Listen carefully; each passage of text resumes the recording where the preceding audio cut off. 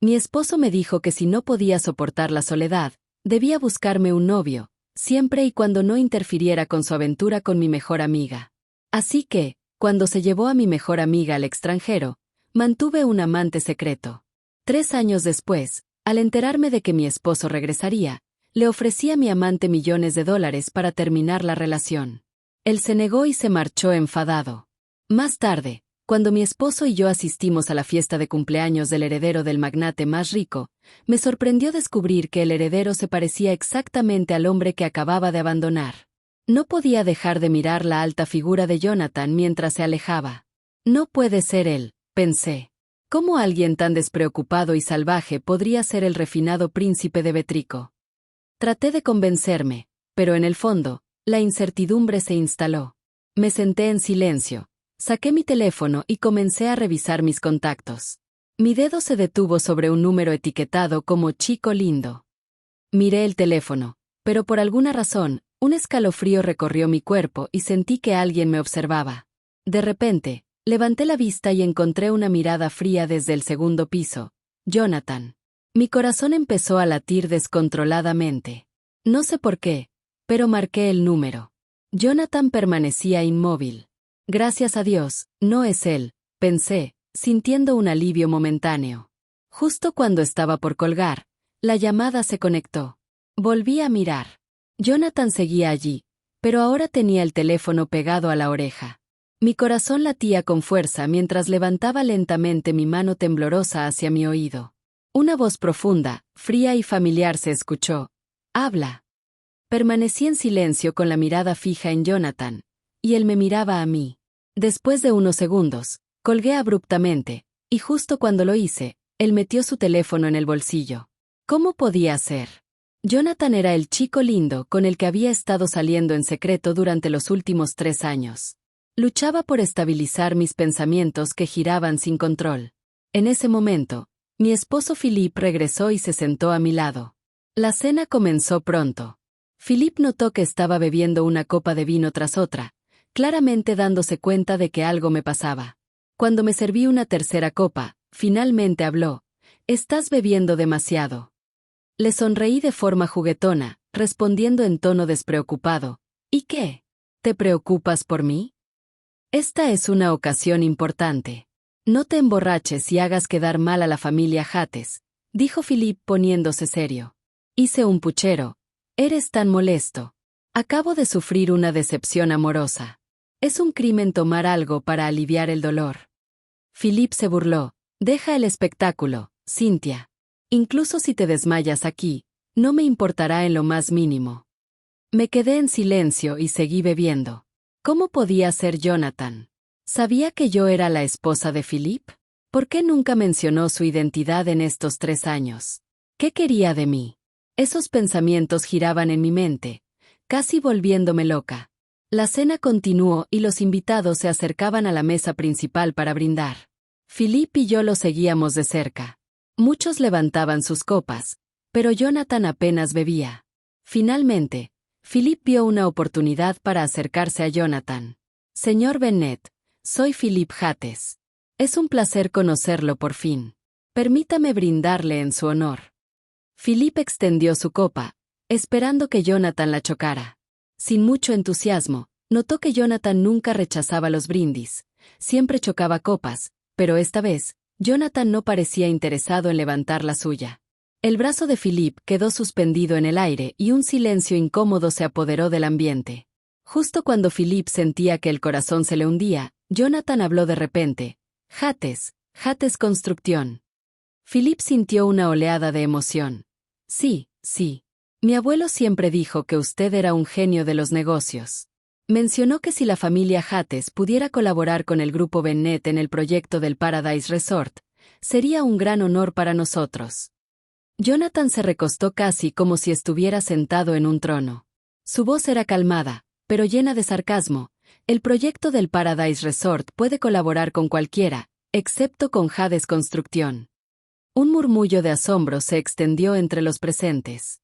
La gente comenzó a especular qué había hecho la familia Hattes para molestar a Jonathan. Philippe estaba igualmente desconcertado. Nunca había visto a Jonathan reaccionar con tanta dureza. ¿Qué había causado esta respuesta tan tajante? Preguntó con cautela. Señor Bennet, ¿puedo saber qué ha hecho la familia Hattes para ofenderlo? Jonathan se levantó de repente. Su mirada pasó de Philip a mí. Su voz tenía un tono cortante. Debería preguntarle a la señora Hattes. La familia Hattes ha hecho algo para ofenderme. Al instante, todas las miradas se dirigieron hacia mí. Me quedé paralizada. Los ojos de todos en la sala estaban clavados en mí como cuchillos afilados. Sentí que el aire me abandonaba el pecho. Jonathan seguía de pie, imponente, su copa intacta en la mesa, su mirada fija en mí. No había rabia en su rostro. Era algo peor. Había desdén, frialdad, como si yo no fuera más que una molestia antigua que por fin había decidido aplastar frente a todos. Philip giró lentamente la cabeza hacia mí, frunciendo el ceño. ¿Qué demonios quiso decir con eso?, murmuró con los dientes apretados, sin moverse de su silla. No respondí. No podía. Mis piernas temblaban bajo el vestido largo color marfil. Mis dedos apretaban la servilleta como si fuera un salvavidas. Señora Hattes, repitió Jonathan, y luego levantó lentamente su copa. Usted debería saber exactamente por qué su familia ya no tiene lugar en mis planes. Nadie se atrevía a hablar. Los murmullos eran apenas un eco nervioso al fondo del salón. Algunos fingían mirar sus platos, otros me observaban con un morbo casi infantil, como si esperaran que gritara, llorara o me desmayara allí mismo. Me levanté. No pensé. Solo me puse de pie, tambaleándome un poco por el vino, por la humillación, por todo. Caminé hacia Jonathan con pasos torpes. Sentí que cada tacón se clavaba como una puñalada en el suelo brillante del salón. ¿Por qué estás haciendo esto?, le susurré apenas audible para los que estaban más cerca. ¿Qué quieres, Jonathan? Su expresión no se movió. ¿Quieres tener esta conversación aquí?, respondió en voz baja, casi sin mover los labios, delante de tu marido, delante de todos los socios de tu preciosa familia. Jonathan, por favor, rogué y sentí mi voz romperse. Él bajó la mirada por un instante, solo un parpadeo, como si por un segundo, uno diminuto, se hubiera ablandado, pero fue fugaz. Cuando volvió a alzar la vista, su rostro estaba otra vez tallado en hielo. Esto es lo que ustedes llaman justicia, ¿no?, dijo en voz alta. Reputación, imagen, apariencias. Bueno, señora Hattes, la suya acaba de caerse. Di un paso atrás. No tenía aire, no tenía suelo, solo un abismo frío en el estómago. Sentí una mano agarrarme del brazo. Philip, ¿qué pasa entre ustedes dos?, me espetó. ¿Me estás engañando con ese tipo? Le arranqué el brazo de un tirón. No, aquí, le dije. No, ahora responde, Cynthia, gritó. ¿Lo conoces? Jonathan rió seco. 3 años. Lo conoce muy bien. Un murmullo colectivo se elevó como una ola. El sonido de las copas temblando, los cubiertos cayendo, alguien tosiendo nerviosamente. Philip retrocedió un paso como si le hubieran golpeado el pecho. Mis ojos se llenaron de lágrimas, pero no las dejé caer. No le iba a dar a nadie ese espectáculo. Tragué saliva, apreté los dientes y caminé hacia la salida. No miré atrás, no lo miré a él. Cuando llegué al auto, me encerré por dentro y dejé que las lágrimas hicieran su trabajo. No dormí esa noche. El amanecer me encontró sentada en el suelo de mi vestidor, con la espalda apoyada en la pared y una copa vacía entre los dedos. La casa estaba en silencio, pero mi mente no. Escuchaba su voz una y otra vez. 3 años. Lo conoce muy bien. No sé cuánto tiempo pasé allí, inmóvil. Finalmente me levanté, titubeante, y comencé a sacar cajas del armario. Cosas viejas, ropa que ya no usaba, cajones con papeles olvidados, fotos sin marco, cartas sin abrir. No buscaba nada en particular, solo necesitaba hacer algo, cualquier cosa que me alejara de la sensación de vacío. Fue en una caja de terciopelo azul donde lo encontré, un pequeño cuaderno de cuero desgastado sin nombre. No lo reconocí al principio. Lo abrí. La primera página estaba escrita con su letra. Esa caligrafía inconfundible, un poco torcida, ansiosa, como si cada palabra necesitara salir antes que la anterior. A veces me pregunto si lo que tenemos es real, si ella me ve de verdad o solo proyecta en mí una fantasía para escapar de su jaula dorada. Mis manos temblaron. Sé que está casada. Por supuesto que lo sé. ¿Cómo no saberlo? La vi en esa cena benéfica del brazo de él, el gran Philippe Hattes. La misma noche en que me invitaron a presentar mi primer proyecto como arquitecto jefe. Sentí un nudo en la garganta. La reconocí de inmediato, esa sonrisa contenida, esa mirada de alguien que siempre está midiendo el daño antes de hablar. Y aún así, me acerqué, no para seducirla, solo para comprobar si su voz era tan cansada como sus ojos. Lo era. Cerré el cuaderno de golpe. El corazón me latía con fuerza. Jonathan sabía desde el principio. Nunca fue una coincidencia. Nunca fue un juego inocente de dos extraños solitarios. Lo eligió. Me eligió sabiendo todo. Volví a abrir el cuaderno con rabia, con miedo. Las páginas siguientes eran más caóticas, más dolorosas. Quise alejarme varias veces. Le dije que me iba de viaje. Inventé reuniones, pero siempre regresaba porque cuando estoy con ella, todo se detiene, y cuando no, todo duele. Hoy la vi dormida en el sofá. Tenía frío y le puse una manta. No me vio. Gracias a Dios no me vio, porque si me mirara como yo la miro a ella, no sobreviviría. Una lágrima cayó sobre la página. Jonathan me había amado y yo lo había echado. 5 millones, murmuré en voz alta con amargura. Le ofrecí dinero como si fuera un capricho pasajero, como si no valiera más que una cuenta bancaria. Me abracé las rodillas, cerrando los ojos. Ese cuaderno, esas cartas no enviadas, eran una confesión, un espejo. Y lo peor de todo es que no lo odiaba por mentirme. Me odiaba yo por no haber visto lo evidente, que lo que había entre nosotros era lo más verdadero que había tenido en años. Horas después, cuando logré calmarme un poco, llamé a Emily, la asistente de Jonathan, una mujer seria de unos 50 años que solía organizar las reuniones de su agenda sin sonreír jamás. «Quiero hablar con él», le dije sin rodeos. Hubo un largo silencio. «El señor Bennet no desea recibir visitas ni llamadas, señora Hattes», dijo con frialdad y colgó. Jonathan me había cerrado la puerta, pero aún así yo tenía la llave en la mano, literalmente la de la villa donde pasamos nuestros días secretos. No había devuelto ese juego de llaves. No sé por qué. Tal vez por cobardía, tal vez por esperanza. Guardé el cuaderno en mi bolso. No lo volvería a leer. No aún, pero lo llevaría conmigo. No estaba lista para rendirme. No después de leer esas palabras. El edificio del Grupo Bennet estaba en el corazón de la ciudad, una torre de vidrio que parecía desafiar al cielo. Cuando crucé el vestíbulo, nadie me detuvo. Tal vez sabían quién era. Tal vez no se atrevieron. O tal vez después de la fiesta, todos sabían demasiado y fingían no saber nada. Emily me recibió en la antesala del despacho con la misma expresión de mármol de siempre. «No tiene cita», dijo sin mirarme. «No me voy hasta hablar con él». Nos observamos en silencio durante unos segundos.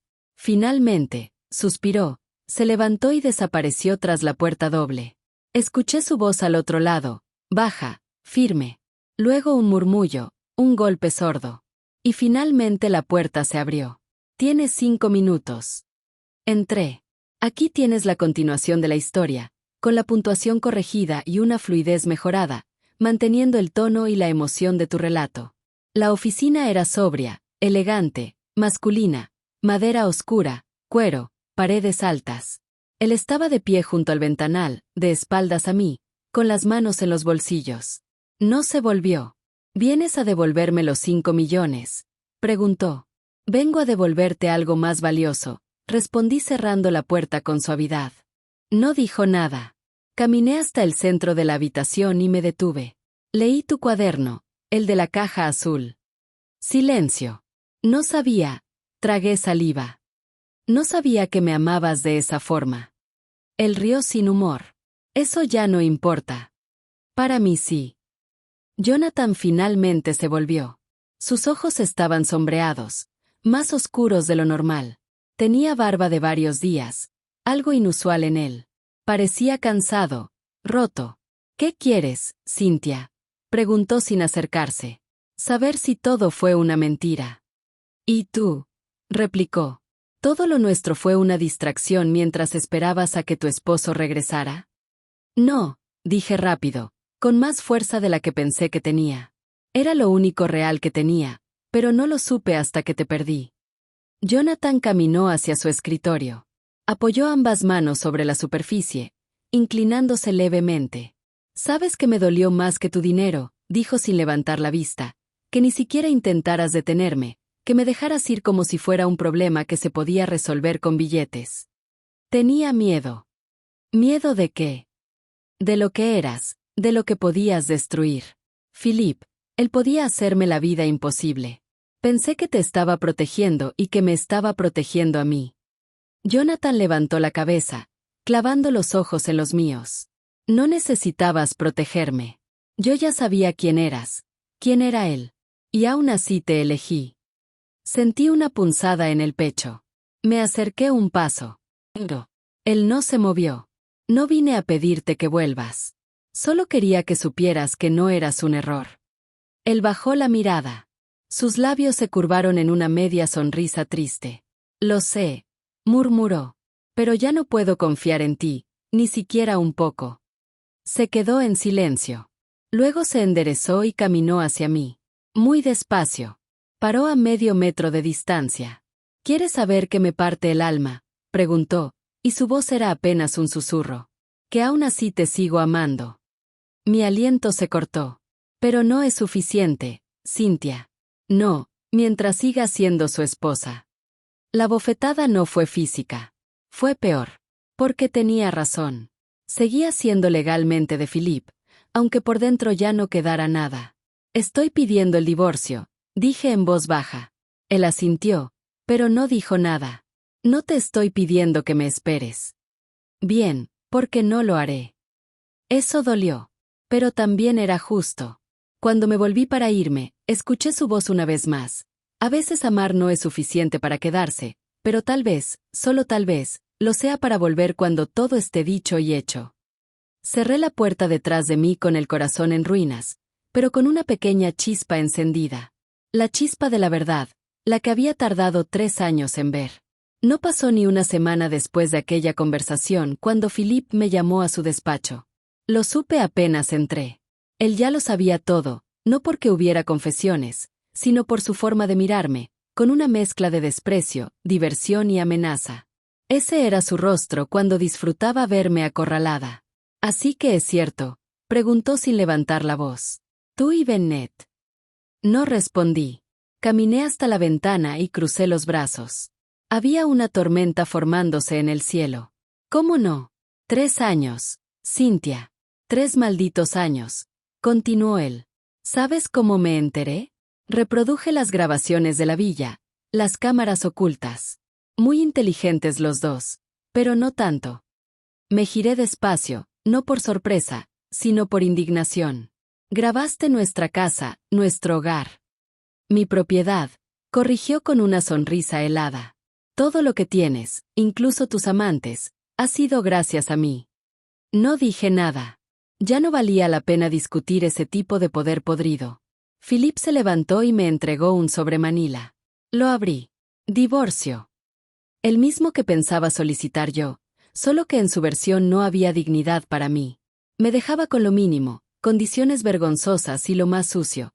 En la cláusula final sugería que me declaraba emocionalmente inestable debido a un historial de relaciones impropias. ¿Te volviste loco? No, Cynthia, me volví estratégico. Tú me expusiste delante del hombre más poderoso del país. ¿Esperabas que me quedara sentado viendo cómo destruías mi reputación? Tu reputación la destruiste tú, dije con calma. Pero el veneno ya estaba servido. Philip se acercó a mí, peligrosamente cerca. Su voz bajó. No vas a salir de esto como una heroína. Vas a salir como una esposa infiel, inestable, con amantes escondidos y una fortuna manchada por escándalos. Nadie va a creerte cuando hables. Nadie va a quererte cuando te escuchen. Respiré hondo. Tal vez, pero ya no te tengo miedo. Philip entrecerró los ojos. Esa fue la única grieta en su expresión. Sabía que esa frase venía de otro lugar, que no hablaba desde el dolor, sino desde una nueva claridad. Me giré para irme, Pero justo cuando abrí la puerta, su voz me detuvo. Estás vetada, Cynthia. A partir de hoy, no puedes representar a los Hattes, ni dentro ni fuera de la empresa. No tienes voz, no tienes voto, eres una esposa incómoda. Salí sin mirar atrás. Esa misma tarde, las noticias estallaron, el escándalo doméstico de los Hattes. Columnistas que hasta hace un mes me elogiaban por mi elegancia, ahora cuestionaban mi estado emocional. Programas de sociedad analizaban mi sonrisa en las galas pasadas como si ya supieran que era falsa. Los comentarios eran implacables, pero yo ya estaba vacía de miedo. Esa parte de mí había muerto. Lo único que dolía era Jonathan, su silencio, su ausencia. Sabía lo que Philippe había hecho. Sabía lo que ahora decían de mí. No tenía forma de contactarlo. Emily había bloqueado mis llamadas. Mi número ya no existía en su agenda, pero el destino es terco. 2 días después, recibí una invitación para una subasta benéfica, no en papel, no por correo, sino en mano, traída por un mensajero del grupo Bennett, sin nota, solo mi nombre y la fecha, y un sobre adicional con una tarjeta sin palabras, pero con una foto, la villa, nuestra villa. Jonathan sabía. Estaba observando, pero no se movía todavía. Esa noche, volví a la villa, la misma donde todo había comenzado.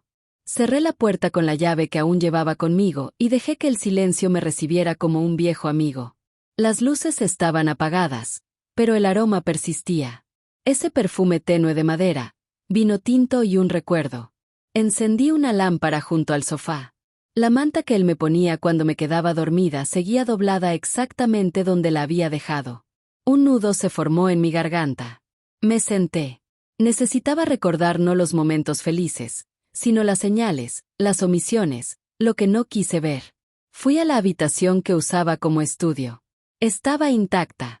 El escritorio con los planos aún enrollados, la estantería con libros de arquitectura y filosofía, y en una esquina, una caja de cartón que no recordaba haber visto antes. No tenía nombre, pero dentro había papeles desordenados, cuadernos, carpetas y un diario de tapa verde oliva con la letra de ella, el diario de Carla, mi mejor amiga, mi confidente, la que Philippe había llevado de viaje de negocios y que en realidad compartía su cama desde antes de que yo lo supiera. Temblando, abrí la primera página. Cynthia no sabe nada y no sé si quiero que lo sepa. A veces la miro y siento culpa o algo parecido, pero luego recuerdo que ella tiene todo, el apellido, la casa, el apellido de señora Hattes, y yo solo soy la sombra que brilla cuando nadie la ve. Tragué saliva. Leí más. Philippe dice que pronto se va a separar, que está esperando el momento correcto. Dice que ella está distraída, que se la pasa encerrada, que parece triste todo el tiempo. A veces me pregunto si no le duele más de lo que muestra. Pasé páginas, entradas, confesiones. Carla no era inocente, pero tampoco era una simple víctima. Era una cómplice que buscaba poder a través de un hombre que siempre fue experto en manipular. Jonathan apareció. Alto, guapo, misterioso. No lo conocía, pero Philippe sí. Me dijo que lo mantuviera vigilado, que no confiara en él, que se acercaba demasiado a Cynthia. Mi sangre se heló. Intenté advertirle, pero ya estaban enganchados. Lo vi una vez salir de la villa. Yo estaba en el auto estacionada. No me vio. Él parecía feliz. Ella más. Entonces ella sabía todo durante años. Pensé en contarle, pero Philippe me lo prohibió. Dijo que si Cynthia se enteraba, destruiría todo, que había cosas más grandes en juego. Y ahí estaba la verdad, el complot, la manipulación.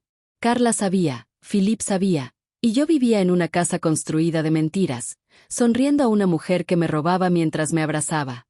Cerré el diario con las manos temblorosas, me levanté y abrí una botella de vino, la misma que solíamos compartir con Jonathan. Serví una copa y miré el fuego danzar en la chimenea apagada. Me usaron todos, murmuré. Y, sin embargo, él no. Jonathan había intentado advertirme. Carla lo confirmó en su diario. Él trató de decirme, pero yo no quise oír. Tal vez ya era tarde, pero por primera vez en años sentí que el dolor tenía dirección, un propósito. Apoyé el diario sobre la mesa y lo dejé abierto. La última página tenía una frase que me rompió el alma. Ella nunca supo quién estaba de su lado. Tal vez cuando lo sepa sea demasiado tarde. No, no iba a ser demasiado tarde. No, esta vez. 2 días después, recibí una llamada inesperada del despacho del abogado que había llevado los asuntos de mi padre. No hablábamos desde el funeral, hacía más de 10 años. Su voz sonaba tensa, como si no supiera cómo empezar. Señora Hattes, dijo, encontramos un documento que pertenece al archivo privado de su padre. Fue traspapelado durante una reestructuración interna. Creo que debería venir personalmente. La curiosidad me quemaba por dentro. Fui esa misma tarde. El despacho era pequeño, de los de antes, con estantes de madera y olor a papel viejo. Me recibió un hombre canoso de mirada compasiva. Me ofreció un café. Lo rechacé. Su padre dejó este testamento como anexo confidencial, firmado y sellado con validez notarial. No fue incluido en la lectura pública porque, bueno, él pidió que solo se revelara si su hija sufría algún daño directo por parte del señor Philippe Hattes. Me congelé. ¿Cómo dijo? Así es. Literalmente especificó. Si alguna vez mi hija es humillada, manipulada o perjudicada por su esposo, este documento debe ser abierto. Hoy se cumplen todos los criterios, señora Hattes. Tomó el sobrelacrado y me lo entregó. Lo abrí con las manos temblorosas. Dentro había una carta y un anexo legal. Mi padre, siempre tan meticuloso, había escrito con tinta negra y caligrafía firme. Hija mía, si estás leyendo esto es porque algo te fue arrebatado. Tal vez amor, tal vez dignidad, tal vez la verdad, pero quiero que sepas que no estás sola. Sentí que algo me apretaba el pecho. Durante los últimos años de mi vida, sospeché que Philippe te veía como un adorno útil, no como una compañera. Por eso, antes de morir, hice cambios en la estructura de las acciones de la empresa que construimos. Si estás leyendo esto, tú eres ahora la accionista mayoritaria de Hattes Construcción. Tuve que sentarme. El abogado me alcanzó un vaso de agua. Tendrás poder, pero ten cuidado. El poder no es venganza, es dirección, es claridad. Úsalo para liberar tu voz, no para encadenar a otros. Lloré en silencio. ¿Esto es real?, pregunté al abogado. Sí. Su firma, su sello. La documentación está lista para ser registrada. Solo falta su aprobación. Firmé sin dudar. Salí del despacho con una sensación nueva. No era triunfo, no era revancha, era algo parecido a justicia, a equilibrio. Esa noche reuní al consejo directivo de la empresa. Philippe no fue invitado. Cuando los miembros me vieron entrar, hubo susurros, miradas incrédulas, pero también respeto. Hoy vengo a informarles, dije firme, que el paquete accionario mayoritario de esta empresa me pertenece, no por capricho, sino por legado. A partir de este momento, ningún socio tomará decisiones unilaterales sin aprobación de la presidencia. Uno de ellos, el señor Lievano, un hombre de rostro curtido y modales antiguos, asintió con seriedad. Hattes ya no es un apellido, dijo. Es una voz. Bienvenida, señora Cynthia. No sonreí. No era el momento. Cuando salí del edificio, el cielo había oscurecido. El aire olía a lluvia. Pensé en Jonathan, en lo que había leído en su diario, en cómo siempre vio en mí algo que ni yo misma reconocía. Ahora lo veía. Fui a buscarlo al edificio del grupo Bennett. No me dejaron pasar. Esta vez no me recibió Emily. Me recibió un silencio cortante y un asistente nuevo que ni siquiera me miró a los ojos. Jonathan se estaba alejando y con razón, pero algo me decía que él ya sabía todo y esperaba algo más de mí. No poder, no acciones, ¿verdad? Era mediodía cuando recibí la llamada. Philippe había sido internado de urgencia. Un derrame cerebral, dijeron. Estaba en cuidados intensivos. No lo pensé demasiado. Fui, tal vez por costumbre, tal vez por humanidad, tal vez simplemente por cerrar el círculo. El hospital estaba lleno de flores, ejecutivos nerviosos y asistentes intentando que la imagen de fortaleza de Philippe no se resquebrajara frente a la prensa. Cuando llegué, nadie me detuvo. Todos sabían quién era o quién había sido. Lo encontré solo en una habitación privada, monitores que pitaban, una ventana abierta dejando entrar un poco de brisa, y él, pálido como nunca lo había visto. Tenía la mitad del rostro levemente caída. Movía los ojos, pero hablaba con dificultad. Me acerqué. Philippe parpadeó, me reconoció. Intentó hablar, pero fue un murmullo entrecortado. Me incliné. No hables, solo escucha. Me senté junto a la cama y saqué de mi bolso una grabadora.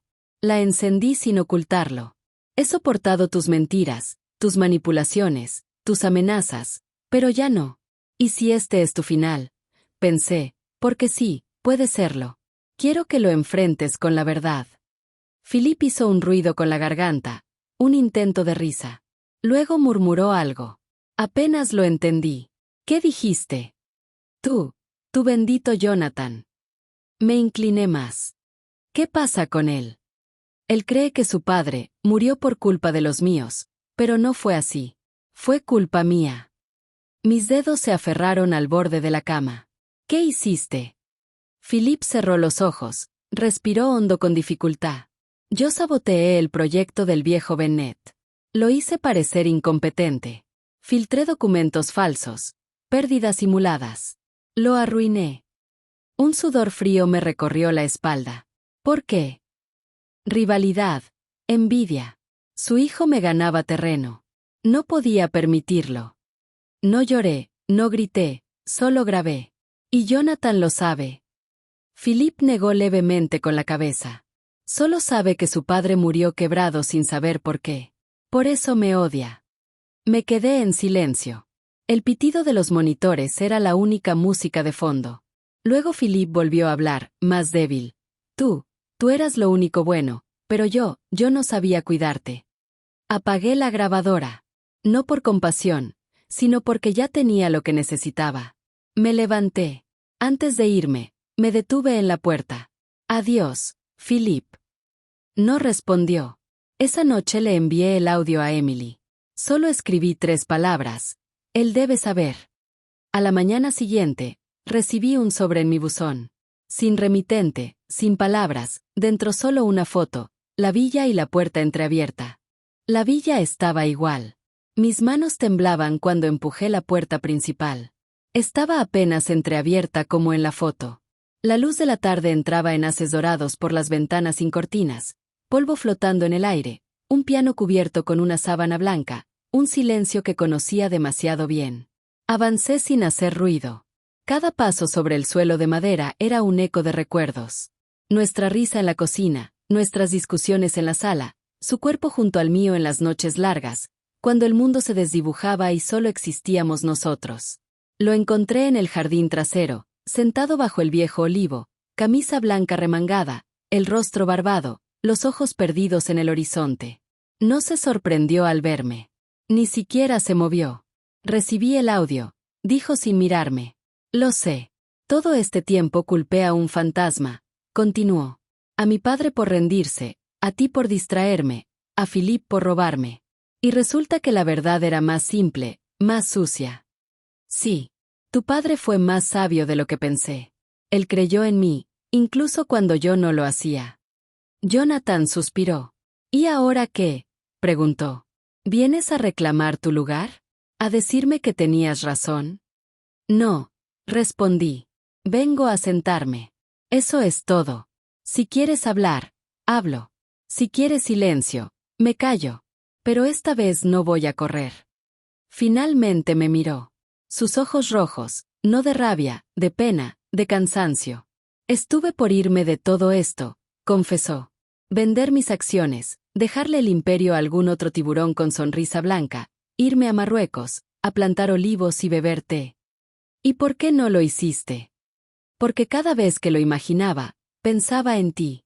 Pensaba si me estarías buscando. Si aún tenías la llave. La saqué del bolso y se la mostré. No dije nada.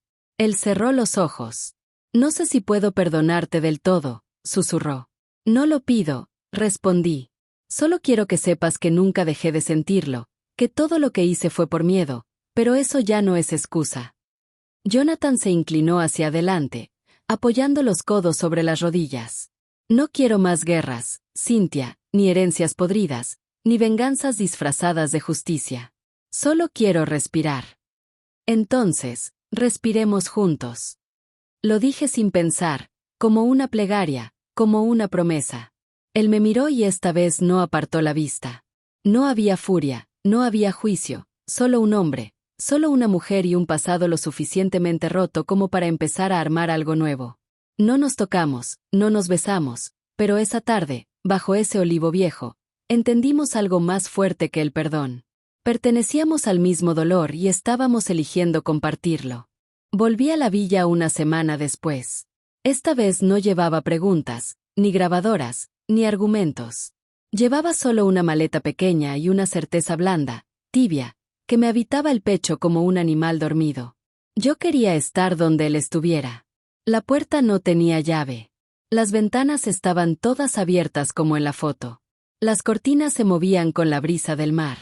El aroma a madera vieja y lavanda se mezclaba con la luz cálida de la tarde.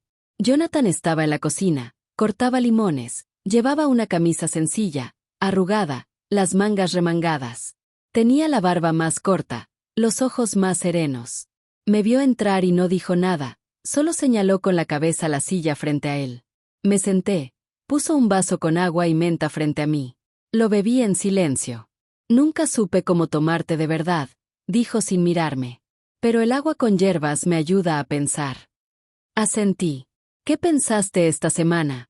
Pregunté. En nosotros, respondió sin pausa. En la mujer que fuiste, en la que eres ahora, en la que podrías llegar a ser. Me quedé callada. ¿Y tú? Añadió él. ¿Qué pensaste? En todo lo que dejé pasar por miedo y en lo que aún estoy a tiempo de construir. Jonathan se apoyó en la mesada, cruzando los brazos. Esta casa la compré porque me recordaba a ti. Abierta, luminosa, pero con habitaciones cerradas que no todos sabían cómo abrir. Y ahora tú tienes las llaves. Una pausa.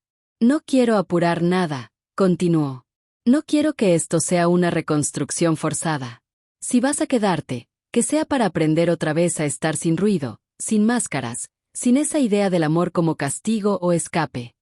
No vine a escapar, Jonathan. Me levanté, caminé hacia él y por primera vez en mucho tiempo lo abracé.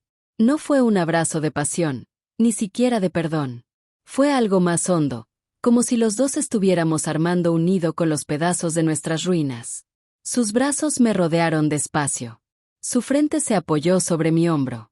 Quédate, susurró, pero no por lo que fuimos. Lo sé. Quédate por lo que podamos llegar a ser. Pasaron 3 meses desde que me quedé en la villa. No hubo anuncios ni redes sociales ni notas en los diarios.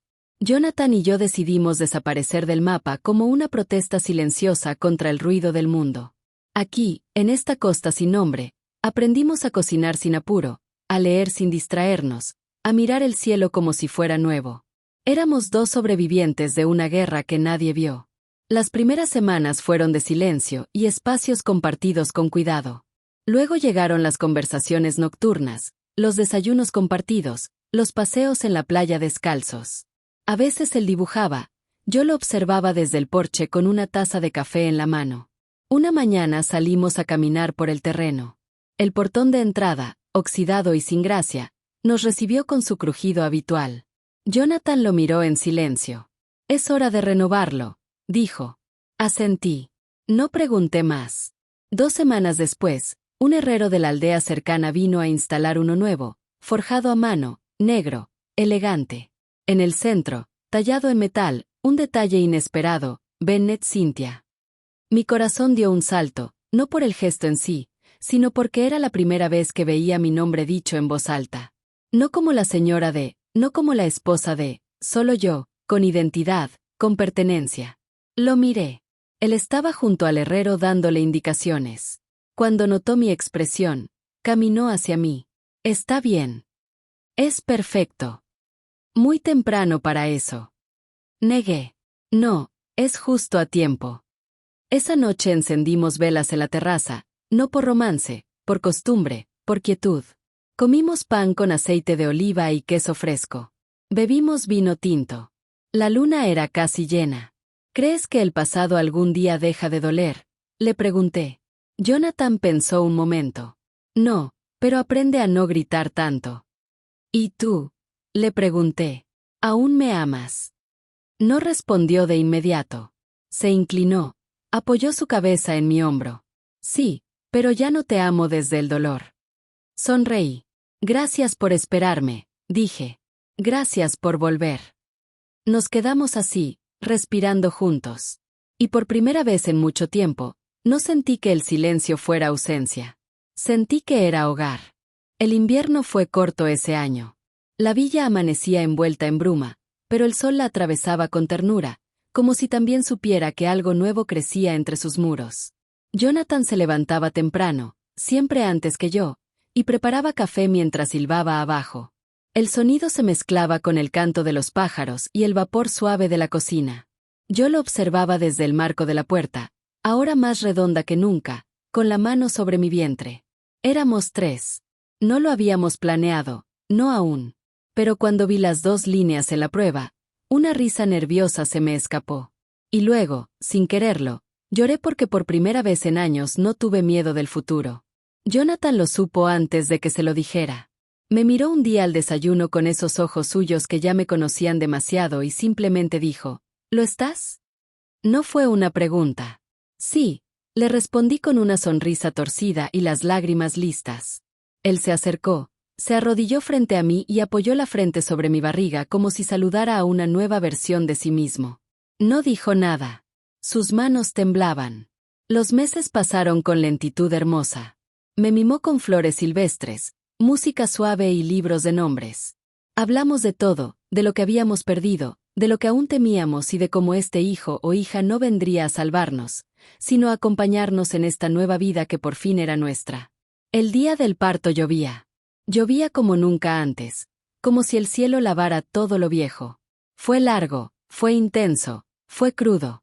Pero cuando la escuchamos llorar porque fue una niña, supe que ese era el sonido más limpio del mundo. La envolvieron en una manta de lino blanco. Tenía los ojos de Jonathan, pero mi boca, pequeña, roja, como un botón de granada. Él la sostuvo con una delicadeza que no había visto ni en sus planos más ambiciosos. Bienvenida, le susurró. Esta vez no heredamos ruinas, te construimos luz. Yo solo lo miré, cansada, vacía y llena a la vez. Esa noche, en la habitación cálida de la villa, con la cuna junto a la cama, nuestros dedos entrelazados y el sonido sereno de su respiración diminuta, supe que habíamos llegado no a un final feliz, sino al comienzo correcto. Y hasta aquí el vídeo de hoy, amigos de Mundo Reddit. No olviden comentar, dejar su like y suscribirse. Nos vemos en la próxima historia.